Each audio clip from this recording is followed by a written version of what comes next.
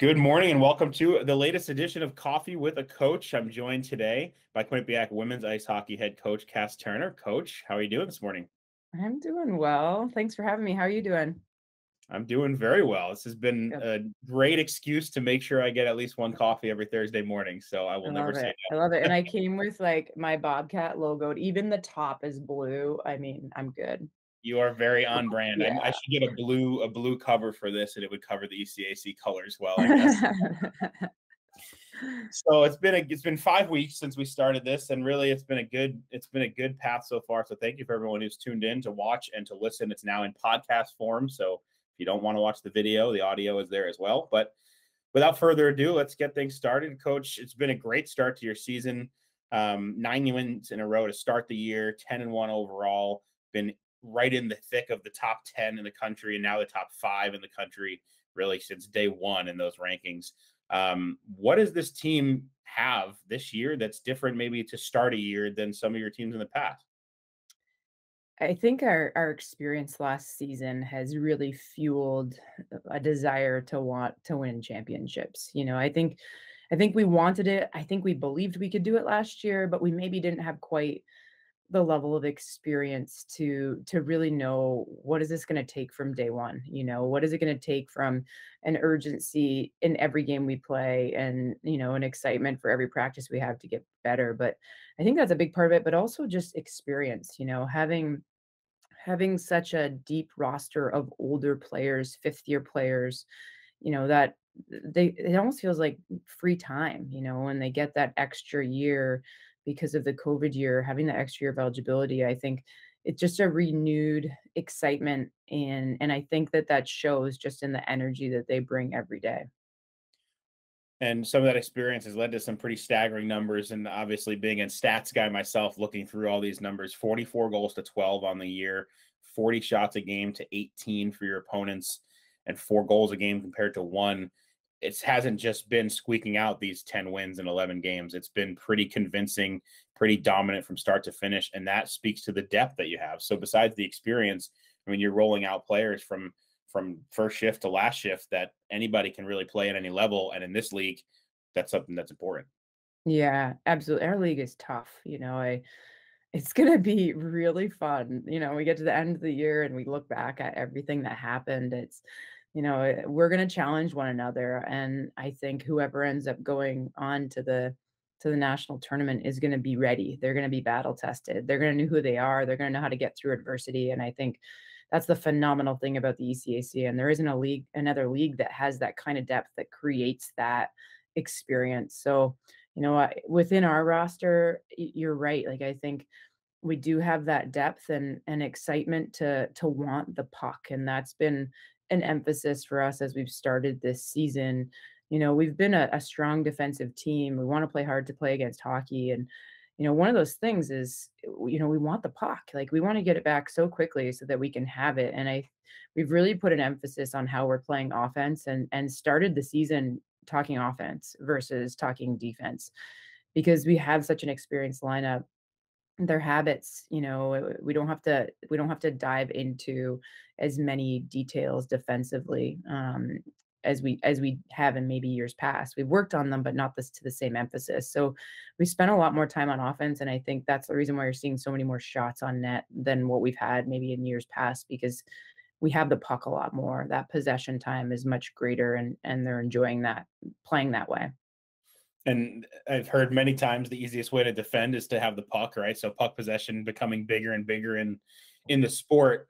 It also helps to be able to defend when you have two goaltenders in the net that really are tough to beat. Katie Boudiette being a 4 games, 2 goals against, 67 saves, 4-0 with 2 shutouts. Pretty much can't get better than that in 4 games. And Logan, who we talked to on Inside ECAC Hockey last week, with a 1.28 goals against average, 932 save percentage, also with 2 shutouts. Obviously, some of that plays into what you just spoke about, having the puck, playing great defense. But your school and your program have had goaltenders that just come out of the walls, it seems. How do you continue to build this pipeline of goalies that every time you see from a Victoria Vigilante to a Chelsea Layden to Corinne Schroeder, they leave and everyone says, okay, well, someone's got to fill their spot. and then you do sometimes with more than one. Yeah. Yeah, don't forget Sid Rossman in there too. You know, I I could have. think We don't have enough time to name all of yeah, them, but I I know, could to have name gone through them them. all, but, you're right, and it's something we're really proud of. I think the first step is getting the right goalies here. I think our coaches in the past, yeah, and then looking at Maz now and Amanda Alessi. Maz doesn't make as much sense anymore that she's not Mazzotta. But, Maz was a goaltender and knows the position, and, while we're really looking at bringing goalies in, she knows what to look for, not just on a physical side, but on the mental side of the game, and then how do we support that when they're here? Not changing goaltenders, but taking what they have, the style they have, and making that better. I think that's been a big part of it, and the routine that we have and how we work on developing goalies through video, through conversation, through the mental side of the game, through goalie sessions. I think all of those pieces, kind of come together. But I do think it's a culture within our team. I think our team gives our goaltenders confidence. No matter who's in the net, they want them to succeed, and they're going to play hard for them, and really do a good job of trying to limit the second shot opportunities. So in the games where it happens, you look at the Cornell and Colgate weekend. Logan made some phenomenal saves that weekend. She held us in. I think we were holding on for a little bit, particularly against Cornell, and she was there for us when we needed her. And I think when they can trust that there are people lifting sticks and helping them up or out around the net, when it doesn't happen, they're ready. They're not overwhelmed by it, and they're in a position where they can make those saves. So, but both her and Booty, they work hard every day in practice. Having those two and Schroeds last year, it was a phenomenal team, and I think they all grew. And now we're seeing the results of that in gameplay, with both Logan and Katie.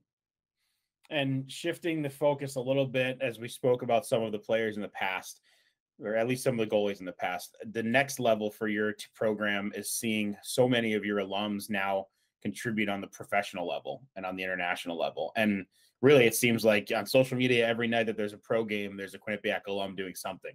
Mhm. Even as late as Corinne Schroeder being, I think, either goalie of the week, or there was an award that I saw last week, the other day, from her. So how important is that to your recruiting, but also to you, for you as a coach, to see the program that you've been such a big part of building now expanding into that level? Yeah, we love hockey around here, and I want them to come loving hockey, and I want them to leave loving hockey. And I think that's what's going to continue to grow our game. Certainly, there's going to be some tough days in there, and some challenges that maybe you feel you didn't step up to, and how to figure out how to navigate that. That's all part of the process. At the end of the day, we want them to love hockey, and for that reason, I know they take a lot of pride in how many Bobcats are in the PHF, and we have a few playing in the PWHPA as well. And I think we probably have the most. I haven't tallied it, but probably the most in the PHF. And they take a lot of pride in that because they know how much they love hockey. And they listening to them and how they talk about their programs, I can tell that they're leaders. And you just see with the Toronto Six, the captains and assistants roll out, and we have Cheyenne Darkangelo still playing and still a dominant force as the captain, and Emma Woods as an assistant. I think, I look at them and I hear what they're talking about, and I know they care about something much greater than just what their game looked like that day. They want to grow women's hockey. They want to be a big part of the next steps to make an even better groundwork for young girls that are growing up. And that means a lot. It means that they've really taken on that responsibility of helping women's hockey to get bigger and bigger, which is really neat. And perfect segue into my next question, and one of the last questions. But if you go to a Quinnipiac game, a home game, as it is with a lot of programs, but at a Quinnipiac home game, there are so many young girls and young hockey players there hanging over the glass, looking for a player, trying to be involved. You have the Skate with the Bobcats that is always so successful. And I've seen you obviously in other worlds as, carrying the bag into the Mhm. rink with all the little kids around. So how important is the youth level to your program, and vice versa? What impact can you make as a program on that next class of players? We keep saying, these little girls, they need to see women in leadership roles, whether that's in sports, whether, any facet of their life. They need to see women leading. They need to see women doing those things that they then want to become. And I think getting little girls to our games, I'm often at Mite Development out there to letting people know about our games and, say, "Come on out, check it out." Even for little boys, like, "Come on and check out our games," because I think they come and they're like, "Wow, this is such a great experience for our children." And to have the players be accessible to them so that they see just how much hard work they've put in to get there, but just so that they have somebody that they know and a connection that will continue to help them grow and love this game, but grow as people and take the other pieces out of hockey that really are what this is all about. The pieces that are going to help shape kids in the future, regardless of what their hockey talent looks like. And that's the bigger picture and what it's all about. And I think our players know and see that. We had a little girls team out on our bench, and I saw Kate Riley immediately over there, just connecting and interacting with them and making that a special opportunity for those girls on our bench during warm up. And I don't think they knew that actually the girls were going on the bench, and that was just who she is and what she knows is important and what she cares about. And that's a really neat thing.